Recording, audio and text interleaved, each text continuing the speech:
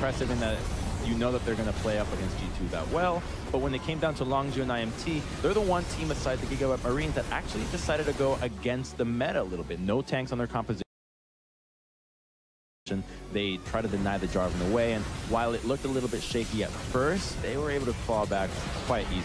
And my eyes were just sitting on SKT, like the man in the mid lane Faker was just impressing me beyond words. I feel like every year this guy keeps getting better, and the team around him continues to improve too now. I wonder whether or not that was just C9 on the day not being able to properly challenge. To me, it felt like they still stuck to their playstyle and they still tried their best. It just came to a matter of... That's their best? Well, I felt like they tried. Wow. They tried, okay? You got a low bar, man. I'm trying to look at this from an optimistic lens because I still think that... Right, the European lens, right?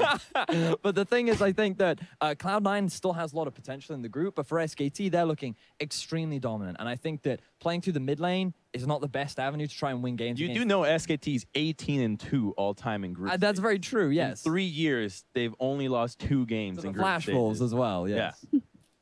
Crumbs came to play here at Worlds tonight. Yeah. He's challenging. You gotta bring the heat. Yeah, we gotta bring the heat. So the big question is, for us then at least, and our realm of interest, specifically for the regions that we're covering, for EU, will they recover? Because Fetty, as you were saying, well, they always do bad the first week at Worlds, even though we're only day 1 in. But then which team do you see doing it? So I think that expectations were that G2 would lose to Samsung. They're basically the younger brother of the team. They play exactly the same style, and Samsung just demonstrated their dominance. I think that right now, Europe should not be worried about G2. That was the expectation. You should start getting worried if they start struggling against RNG. But they lost quite hard, though. Like, if I think, if I think back over like the first matches they had against SKT also last year, it was still more competitive, it seems like.